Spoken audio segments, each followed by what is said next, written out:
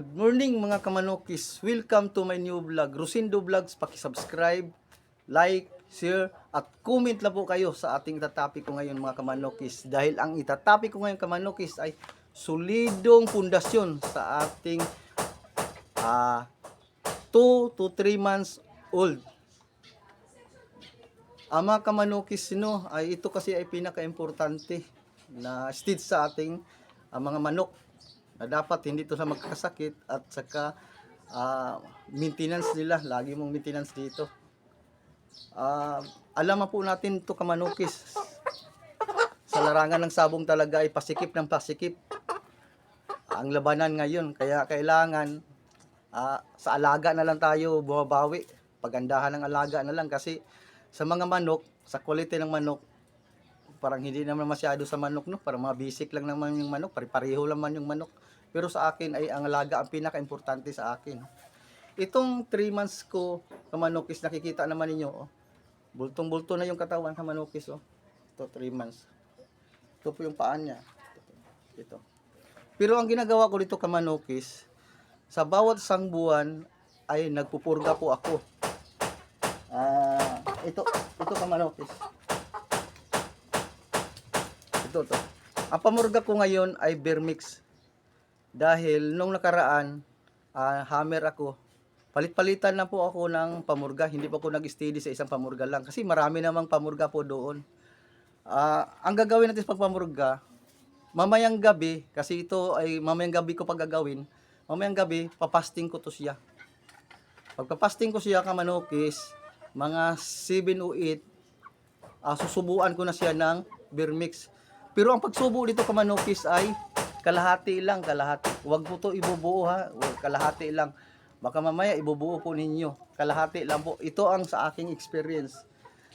Tapos kinabukasan kamanokis, before niyo pakainin sila, ang ipapakain ninyo ay tinapay. Tinapay kamanokis, ito tinapay. Kasi itong tinapay kamanokis ay mas maganda, kasi ito malambot, para yung talagang yung kanilang mga bulate ay matatanggal. Ang tinapay, tapos lagyan lang ninyo ng gatas, kahit mga gatas na anong powder na gatas, yun lang po ang lagyan ng tubig, isahog lang po ninyo, yun ang ipapakain nyo sa kanila. Pagkatapos sa papakain kamanokis, ay ito ay magligo po kayo. Ito kamanokis ay pinaka-importante, magligo po kayo. Gagamit kayo ng shampoo o wash out, o basta marami namang pang ano doon na pangpaligo. Ang sa akin ay wash out. Gagamit po kayo ng wash out. Tapos pagka tanghali o magpainom kayo, ito na po ang gagawin niyo. Ito papainom yung kamanokis, Vitamin Pro. Ito i-alternate nito, kung sakal magpainom kayo umaga, pagkahapon ay ordinaryong tubig na po. Kasi mas maganda talaga itong Vitamin Pro. Pero basta huwag lang ipuro-puro talaga. Tapos pagkagabi kamanokis, ang gagawin lang po ninyo ay ito. Ito kamanokis, Ito kamanokis. Ito ay Bilamil. Pagkagabi ito ay Bilamil.